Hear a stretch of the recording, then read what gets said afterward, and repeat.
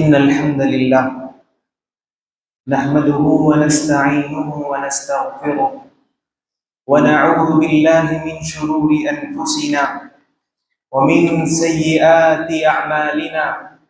من يهده الله فلا مضل له ومن يضلل فلا هادي له، وأشهد أن لا إله إلا الله وحده لا شريك له، وأشهد أن محمدًا عبده ورسوله. يا أيها الذين آمنوا اتقوا الله حق تقاته ولا تموتن إلا وأنتم مسلمون. يا أيها الناس اتقوا ربكم الذي خلقكم من نفس واحدة وخلق منها زوجها وبث منهما رجالا كثيرا ونساء، واتقوا الله الذي تساءلون به والأرحام إن الله كان عليكم رقيبا. يا أيها الذين آمنوا اتقوا الله وقولوا قولا سديدا يصلح لكم أعمالكم ويغفر لكم ذنوبكم، ومن يطع الله ورسوله فقد فاز فوزا عظيما. أما بعد فإن خير الحديث كتاب الله، وخير الهدي هدي محمد صلى الله عليه وسلم، وشر الأمور محدثاتها، وكل محدثة بدعة، وكل بدعة ضلالة، وكل ضلالة في النار.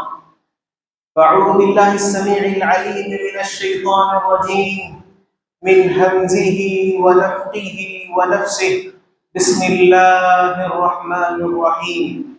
إنا أعطيناك الكوثر فصل لربك وانحر إن شانئك هو الأبتر. تمام قسم کی بڑائی، بزرگی، کبریائی اس اللہ وحدہ لا شریک کے لائق و زیبا ہے، جو اس کائنات کا خالق و مالک ہے، جو ہم سب کا پالنہار ہے، جس کے ہم تمام پر بے شمار احسانات ہیں. اور سب سے بڑا احسان یہ ہے کہ اس نے ہمیں اشرف المخلوق بنایا، اور پھر اسلام کی دولت سے ہمیں نوازا، اور پھر امت محمدیہ کا ایک فرد ہونے کا ہمیں شرف عطا کیا.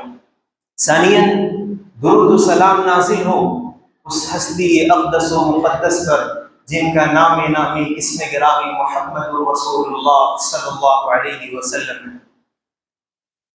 محترم بزرگوں،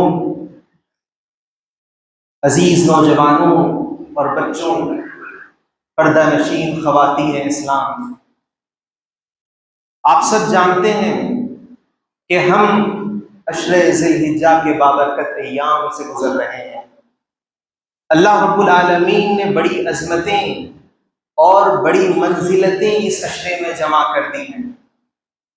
محترم حاضرین، یہ عشرہ اور اس عشرے کی عبادتیں، اور خصوصی طور پر عید الاضحیٰ کی جو اہم عبادت ہے، قربانی کی عبادت، یہ ہماری زندگی میں ہر سال آتے ہیں. ہر سال ہم ان ایام سے گزرتے ہیں. ہر سال بقرعید کے موقع سے بازاروں میں جانور اکٹھا ہوتے ہیں، لوگ مہنگے مہنگے جانور خریدتے ہیں. عید الاضحیٰ کے دن ان جانوروں کی قربانی ہوتی ہے.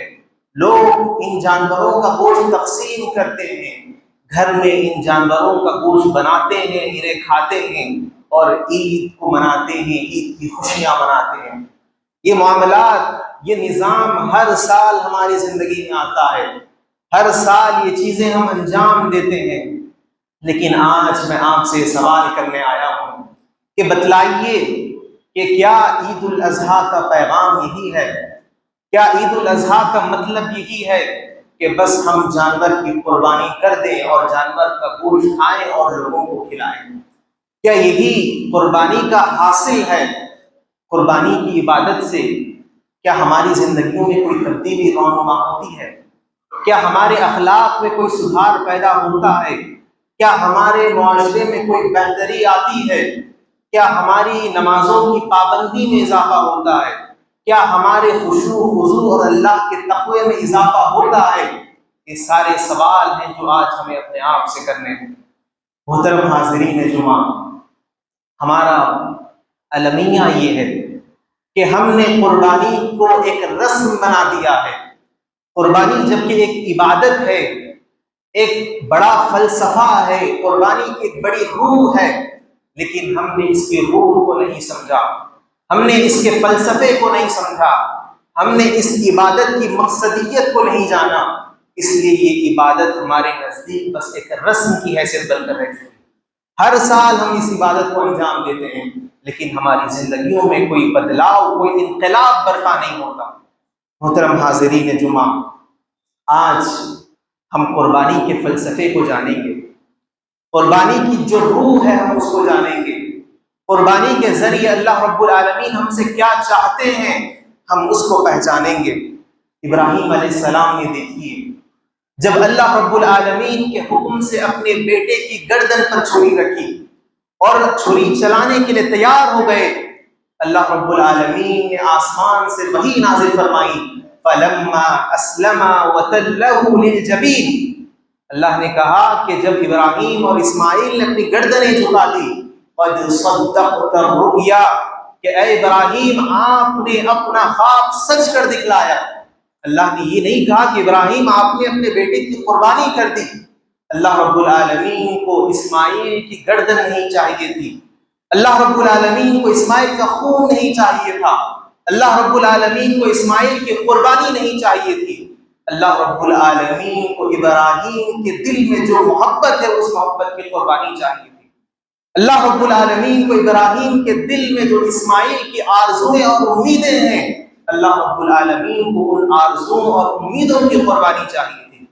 اسی لیے اللہ نے ابراہیم کے اسماعیل کے ذبح کرنے سے پہلے کہہ دیا، قد صدقت الرؤیا، کہ اے ابراہیم آپ نے اپنے خواب کو سچ کر دکھلایا۔ تو آج ہم جو ابراہیم علیہ السلام کی سنت کو زندہ کرتے ہیں اور جانور کی گردن پر چھری چلاتے ہیں، یہاں اللہ رب العالمین کو اس جانور کا خون نہیں چاہیے، اللہ رب العالمین کو اس جانور کا گوشت نہیں چاہیے، اللہ رب العالمین کو کوئی مہنگا جانور نہیں چاہیے، اللہ رب العالمین کو آپ کے دل میں جو محبت ہے وہ محبت چاہیے، آپ کے دل میں جو خواہشات ہے اس کی قربانی چاہیے، اللہ رب العالمین کو آپ کی آرزوؤں کی قربانی چاہیے۔ اگر آپ جانور کے گلے پر چھری چلانے سے پہلے اپنی خواہشات پر چھری چلاتے ہیں، اپنی محبوب چیزوں پر چھری چلاتے ہیں، اللہ رب العالمین سے جو چیزیں آپ کو دور کر رہی ہیں آپ ان کا گلا گھونٹتے ہیں، تو واقعے میں آپ نے قربانی کے مقصد کو پورا کیا، آپ نے قربانی کے فلسفے کو سمجھا۔ محترم حاضرین جمعہ، ابراہیم علیہ السلام نے جو اپنے بیٹے کی گردن پر چھری چلائی، وہ حقیقت میں آپ کے بیٹے کی گردن پر نہیں بلکہ آپ کے دل پر وہ چھری چلی۔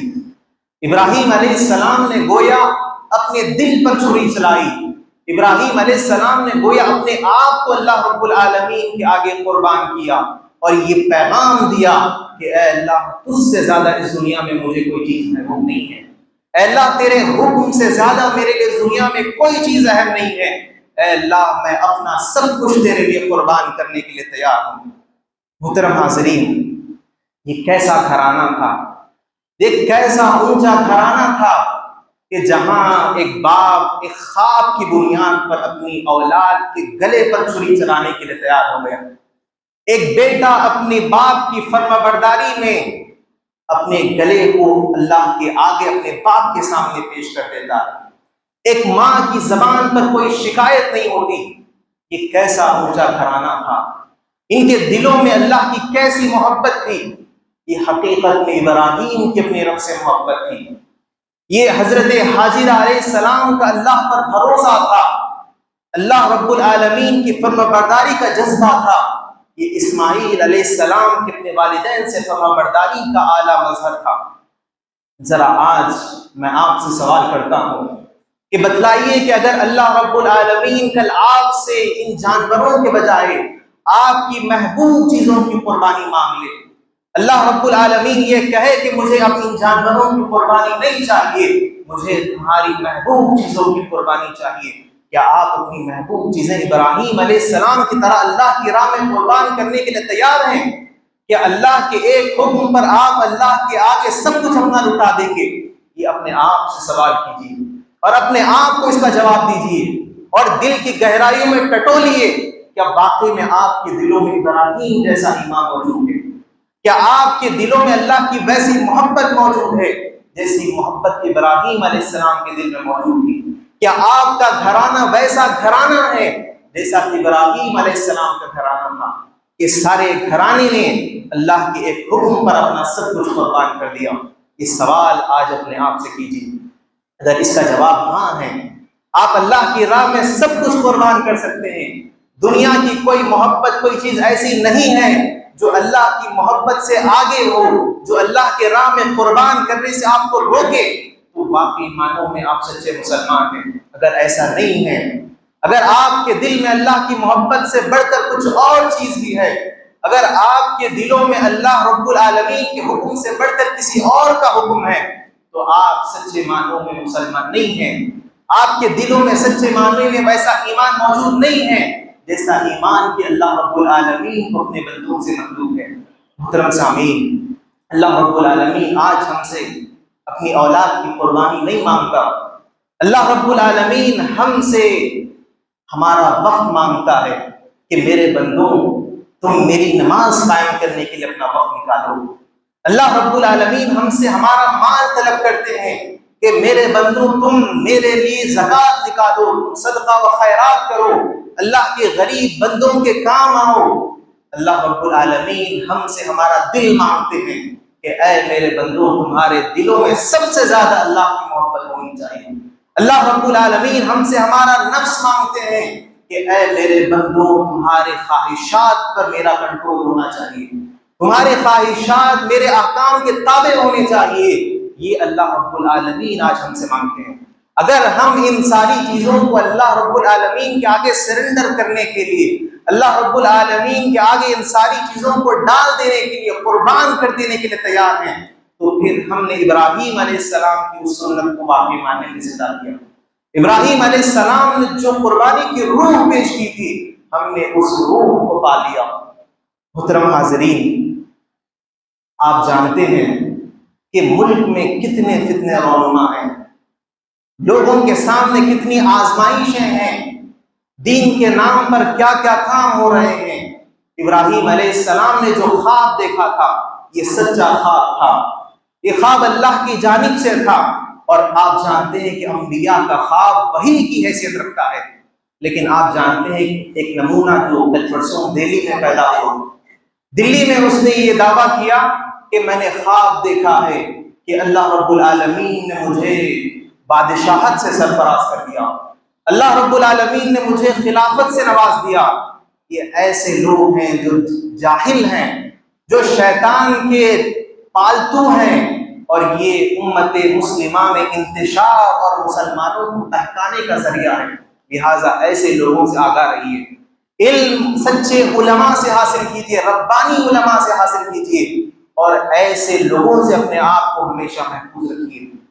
محترم حاضرین، اللہ رب العالمین نے دیکھیے قرآن مجید میں جب یہ آیت نازل فرمائی، لن تنالوا البر حتى تنفقوا مما تحبون وما تنفقوا من شيء فإن الله به عليم، کہ تم اس وقت تک خیر حاصل نہیں کر سکتے جب تک کہ تم اپنا محبوب مال اللہ رب العالمین کی راہ میں خرچ نہ کر دو۔ جب یہ آیت نازل ہوئی، اللہ کے نبی صلی اللہ علیہ وسلم کے صحابی ابو طلحہ انصاری رضی اللہ تعالیٰ عنہ اللہ کے نبی صلی اللہ علیہ وسلم کی خدمت میں پہنچتے ہیں، اللہ کے نبی سے کہتے ہیں کہ اللہ رب العالمین نے کہا کہ اللہ رب العالمین کے ہم اس وقت تک قریب نہیں ہو سکتے، اس وقت تک ہم خیر حاصل نہیں کر سکتے جب تک کہ ہم اپنا محبوب مال اللہ کی راہ میں خرچ نہ کر دیں۔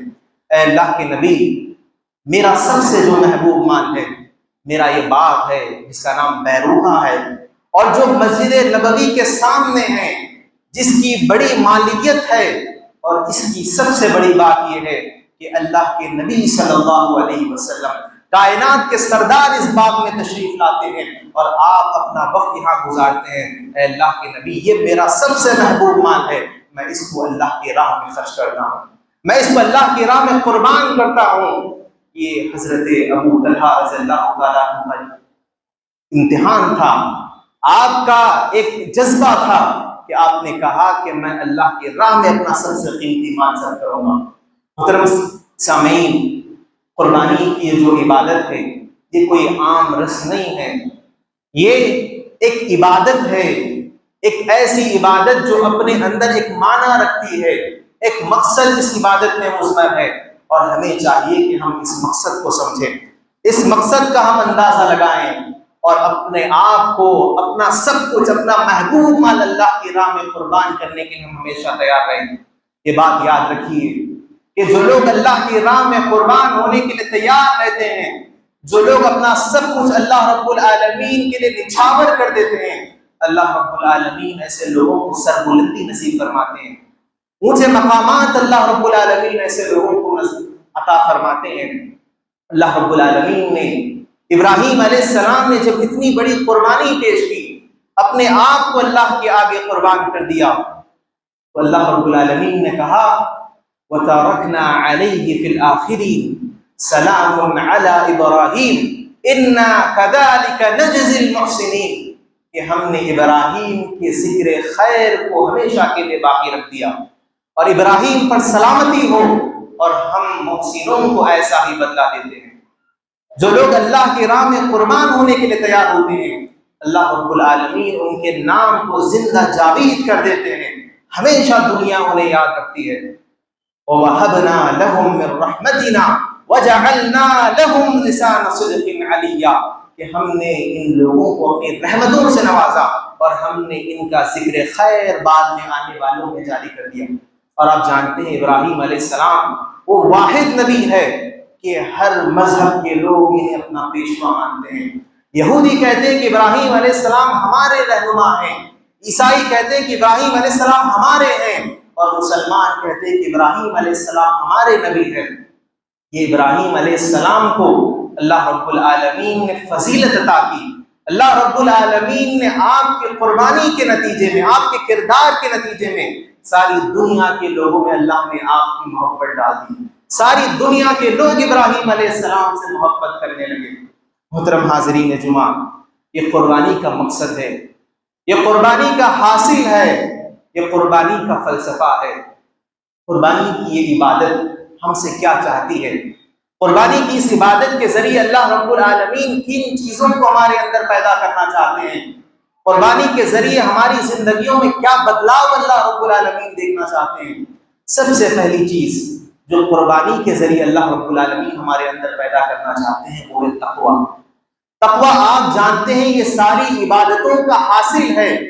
یا ایھا الناس اعبدوا ربکم الذی خلقکم والذین من قبلکم لعلکم تتقون، کہ اے لوگوں اس اللہ کی عبادت کرو جس نے تمہیں اور تم سے پہلے لوگوں کو پیدا کیا، اور اس عبادت کا مقصد یہ ہے کہ تمہارے دلوں میں تقویٰ پیدا ہو جائے۔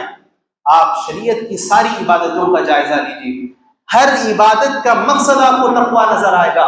نماز کے بارے میں اللہ نے کہا یا ایھا الذین آمنوا، روزے کے بارے میں اللہ نے کہا یا ایھا الذین آمنوا کتب علیکم الصیام کما کتب علی الذین من قبلکم لعلکم تتقون، کہ اے ایمان والو اللہ نے تم پر روزے فرض کیے جیسے تم سے پہلے لوگوں پر فرض کیے تھے۔ مقصد کیا ہے؟ تاکہ تمہارے اندر تقویٰ پیدا ہو جائے۔ اللہ رب العالمین نے حج کے بارے میں کہا الحج اشہر معلومات فمن فرض فیہن الحج فلا رفث ولا فسوق ولا جدال فی الحج وما تفعلوا من خیر یعلمہ اللہ وتزودوا فإن خیر الزاد التقوی، کہ حج کا مقصد یہ ہے کہ تم جب حج کے لیے جاتے ہو وہاں جس کردار کو تم اپناتے ہو، جہاں جن اوصاف کے تم حامل بنتے ہو، ان ساری عبادتوں کا، ان ساری ریاضتوں کا مقصد یہ ہے کہ اس کے نتیجے میں تمہارے دلوں میں تقویٰ پیدا ہو جائے۔ محترم سامعین، قربانی کا بھی یہی مقصد ہے۔ قربانی کی عبادت کے ذریعے اللہ چاہتے ہیں کہ ہمارے دلوں میں تقویٰ پیدا ہو جائے، ہم متقی بن جائیں۔ اور تقویٰ یہ ہے کہ آدمی اپنی زندگی کو اللہ کی عبادت میں لگا دے، اللہ کی فرمانبرداری میں لگا دے، اپنی زندگی کا ایک ایک قدم اللہ کے حکم کے مطابق اٹھائے۔ محترم سامعین، تقویٰ یہ سب سے اہم چیز ہے جو اللہ رب العالمین قربانی کے ذریعے چاہتے ہیں۔ پھر قربانی کا دوسرا حاصل یہ ہے، دوسرا سبق یہ ہے کہ اللہ رب العالمین چاہتے ہیں کہ اس کے بندے اس کے آگے پوری طرح سر تسلیم خم ہو جائیں، اپنا سب کچھ اللہ کے آگے قربان کرنے کے لیے تیار ہو جائیں، اللہ کے ہر حکم کے پابند وہ بن جائیں۔ دیکھیے ابراہیم علیہ السلام کو اللہ نے کتنے امتحانات سے گزارا۔ اللہ رب العالمین نے آپ کو اپنی اولاد کو ذبح کرنے کا حکم دیا، حالانکہ ابراہیم علیہ السلام کئی آزمائشوں سے گزارے جا چکے تھے۔ ابراہیم علیہ السلام نے یہ نہیں کہا کہ اللہ میں پہلے ہی تیری خاطر آگ میں کود چکا ہوں، اے اللہ میں نے پہلے ہی تیری توحید کے لیے اپنی قوم سے دشمنی مول لی ہے، اے اللہ میں اپنے باپ کے خلاف ہو چکا ہوں، اے اللہ میں نے تیرے حکم پر اپنی بیوی اور اپنے لخت جگر کو بے ہاتھ ہو گیا میدان میں چھوڑا ہے، اے اللہ پھر کیا تو مجھ سے ایک اور آزمائش کا سوال کر رہا ہے، ایک اور امتحان کیا تو مجھ سے چاہتا ہے؟ ابراہیم نے نہیں کہا، ابراہیم نے فوری اللہ کے حکم کی تعمیل کی، چاہے کتنی آزمائشیں آ جائیں، کتنے امتحانات دینے پڑے، بندہ اللہ کے آگے شکوہ نہیں کرتا۔ آج ہمارا کام کیا ہے کہ ہم 4 دن تہجد کی نماز پڑھ لیں، 4 روزے رکھ لیں، تو اب ہم یہ سمجھتے ہیں کہ اللہ رب العالمین کو ہماری ہر بات ماننی ہوگی، اللہ رب العالمین کو ہمارا ہر کام پورا کرنا ہوگا، ورنہ ہم اللہ رب العالمین کے خلاف طرح طرح کے خیالات میں مبتلا ہو جاتے ہیں۔ لیکن یہ ابراہیم کی محبت تھی کہ آپ ساری زندگی امتحانات دیتے رہے، آزمائشوں میں مبتلا رہے، لیکن اللہ سے آپ نے بدلے میں کچھ نہیں چاہا۔ اللہ سے آپ نے یہ نہیں کہا کہ اللہ تم نے بہت امتحانات لے لیے ہیں، اب تیری نوازنے کی باری ہے، اب تم مجھے نواز، مجھے نعمتوں میں اللہ کو گھیر دے۔ ابراہیم نے سوال نہیں کیا۔ محترم سامعین، اسی طرح قربانی کا جو حاصل ہے وہ یہ کہ ہم اپنے نفس کی اصلاح کریں، اپنے نفس کو ہم پاک کریں۔ عبداللہ بن مبارک رحمۃ اللہ علیہ کے بارے میں آتا ہے کہ وہ قربانی کے دن اپنے سارے گھر والوں کو اکٹھا کیا کرتے تھے اور ان سے کہتے کہ تمام لوگ بیٹھو اور اپنے نفس کا جائزہ لو اور یہ دیکھو کہ تمہارے دل میں وہ کون سی خواہش ہے، وہ کون سی آرزو ہے، وہ کون سی عادت ہے جو تمہیں اللہ سے دور کر رہی ہے، اللہ رب العالمین کے لیے مرنے مٹنے سے تمہیں روک رہی ہے۔ اس عادت کا جائزہ لو اور اس عادت کو پہلے اللہ کی راہ میں قربان کر دو، اس خواہش کو پہلے اللہ کی راہ میں قربان کر دو، تبھی تم اصل قربانی کے مقصد کو حاصل کرو گے۔ یہ عبداللہ بن مبارک رحمۃ اللہ علیہ کا اسوہ تھا۔ محترم سامعین، اس عشرے میں اللہ رب العالمین نے یوم النحر جیسا عظیم دن رکھا ہے، جس دن کے بارے میں اللہ کے نبی نے فرمایا ان اعظم الایام عند اللہ یوم النحر، کہ سال کے جتنے دن ہیں ان میں سب سے عظیم اور سب سے عظمت والا دن اللہ کے نزدیک یوم النحر ہے۔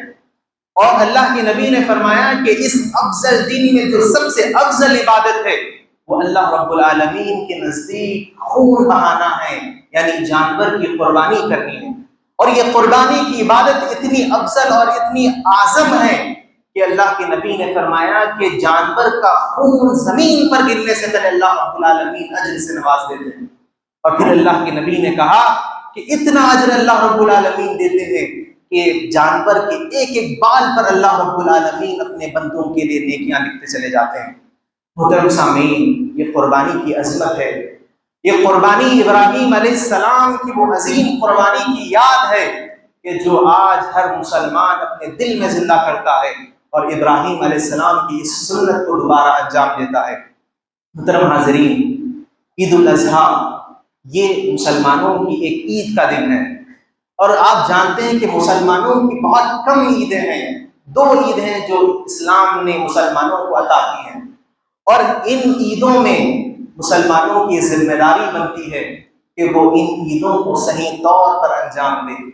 شریعت نے جو تعلیمات دی ہیں، جو احکامات بتلائے ہیں، جو مسائل بتلائے ہیں، ان کا پورا پاس و لحاظ رکھے۔ ایسا نہ ہو کہ بس 2 عیدیں اللہ نے ہمیں دی ہیں اور ہم نے ان 2 عیدوں کو منمانی میں گزار دیا، جیسے چاہا ہم نے عبادتیں انجام دی، شریعت کو جاننے کی ہم نے کوشش نہیں کی، قربانی کا طریقہ کیا ہے ہم نے نہیں جانا، کیسا جانور اللہ کی راہ میں قربان کرنا ہے ہم نے اس کا کبھی سوال نہیں کیا۔ یہ نہیں ہونا چاہیے۔ ہم سب سے پہلے شریعت کے جو احکامات ہیں، جو تعلیمات ہیں، وہ علماء کرام سے مل کر جانیں، ایک ایک مسئلہ ہم جانیں، تاکہ بہترین سے بہترین طور پر ہم عید الاضحیٰ کی عبادت کو انجام دے سکیں۔ محترم سامعین، اسی طرح عید الاضحیٰ کے موقع پر مسلمانوں کی ذمہ داری بنتی ہے کہ وہ اپنے معاشرے کے غریبوں کا خیال کریں، اپنے معاشرے کے محتاجوں کا خیال کریں۔ ایسا نہ ہو کہ بس آپ اپنا پیٹ بھرتے چلے جائیں اور جو معاشرے کے کمزور لوگ ہیں، جنہیں سال بھر کبھی گوشت نصیب نہیں ہوتا، آپ ایسے لوگوں کو فراموش کر دیں۔ آج لوگوں میں ایک رواج چل رہا ہے کہ جو مجھے گوشت بھیجے گا میں اسے گوشت بھیجوں گا، جو مجھے جتنا گوشت بھیجے گا میں اسے اتنا گوشت بھیجوں گا، جو مجھے جیسا گوشت بھیجے گا میں اسے ویسا گوشت بھیجوں گا۔ یہ آپ گویا لین دین کر رہے ہیں، آپ لوگوں کو اپنی خوشی میں شریک نہیں کر رہے ہیں، آپ اللہ کی رضا کے لیے کسی کو کچھ نہیں دے رہے ہیں، آپ سامنے والے کو تحفہ نہیں دے رہے ہیں بلکہ آپ اس کو اس کا بدلہ دے رہے ہیں۔ یہ غلط ہے۔ قربانی کی عبادت کا مقصد یہ ہے کہ آپ لوگوں کو کھلائیں، اور خاص طور سے ایسے لوگوں کو کھلائیں جو لوگ کے سال بھر گوشت کھانے کے محتاج ہوتے ہیں، جن کے پاس گوشت جیسی نعمت موجود نہیں ہوتی۔ محترم سامعین، لہٰذا قربانی کی جو یہ عبادت ہے، اس عبادت میں اللہ نے ہمارے لیے بڑے اسباق رکھے ہیں۔ قربانی کی حقیقت ہے، اسے ہمیں سمجھنا چاہیے، قربانی کے فلسفے کو ہمیں سمجھنا چاہیے، اور جہاں تک ہو سکے قربانی کی عبادت سے پہلے ہمیں اپنے جذبات، خواہشات اور اپنی آرزوؤں کی قربانی کرنی چاہیے، اور اپنے دلوں میں اللہ رب العالمین کی سچی محبت ہمیں پیدا کرنی چاہیے۔ اللہ رب العالمین سے ہم دعا کرتے ہیں کہ اللہ رب العالمین ہم تمام کو قربانی کا جو مقصد ہے مقصد حاصل کرنے کی توفیق نصیب فرمائے۔ اللہ رب العالمین ہمیں قربانی کی جو روح ہے اس کو سمجھنے کی توفیق نصیب فرمائے۔ اللہ رب العالمین تمام مسلمانوں کے دلوں میں اس کی سچی محبت پیدا فرمائے، اور تمام مسلمانوں کو اس کی راہ میں اپنا سب کچھ قربان کرنے والے بنائے۔ اللہ رب العالمین تمام مسلمانوں کی جو پریشانیاں ہیں، مشکلات ہیں، اللہ رب العالمین انہیں آسان فرمائے۔ اللہ رب العالمین جو مظلوم ہیں، ظلم کی چکی میں پھنس رہے ہیں، اللہ رب العالمین ان کے لیے نجات کا راستہ پیدا فرمائے۔ جو ظالم ہیں اللہ رب العالمین انہیں نیست و نابود فرمائے۔ جو عید آنے والی ہے اللہ رب العالمین اس عید کو مسلمانوں کے لیے خوشگوار بنائے۔ جو ظالم ہیں، جو دشمن ہیں، اللہ رب العالمین ان کی فتنوں سے مسلمانوں کی اس عید کو محفوظ رکھے۔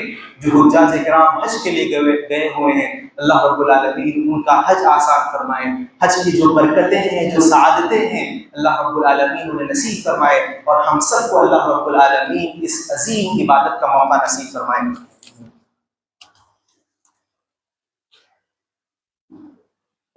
ان الحمد للہ نحمده ونستعینه ونستغفره ونعوذ بالله من شرور انفسنا ومن سیئات اعمالنا، من يهده الله فلا مضل له ومن يضلل فلا هادي له، واشهد ان لا اله الا الله وحده لا شريك له، واشهد ان محمدا عبده ورسوله، ان الله وملائكته يصلون على النبي يا ايها الذين امنوا صلوا عليه وسلموا تسليما، اللهم صل على محمد وعلى ال محمد كما صليت على ابراهيم وعلى ال ابراهيم انك حميد مجيد، اللهم بارك على محمد وعلى ال محمد كما باركت على ابراهيم وعلى ال ابراهيم انك حميد مجيد، ربنا اننا ظلمنا انفسنا وان لم تغفر لنا وترحمنا لنكونن من الخاسرين، ربنا لا تؤاخذنا ان نسينا واخطانا، ربنا ولا تحمل علينا اصرا كما حملته على الذين من قبلنا، ربنا ولا تحملنا ما لا طاقه لنا به، واعف عنا واغفر لنا وارحمنا انت مولانا فانصرنا على القوم الكافرين، ربنا آتنا في الدنيا حسنه في الآخرة حسنة وقنا عذاب النار، إن الله يأمر بالعدل والإحسان وإيتاء ذي القربى وينهى عن الفحشاء والمنكر والبغي يعظكم لعلكم تذكرون، اذكروا الله يذكركم وادعوه يستجب لكم ولذكر الله أكبر والله يعلم ما تصنعون۔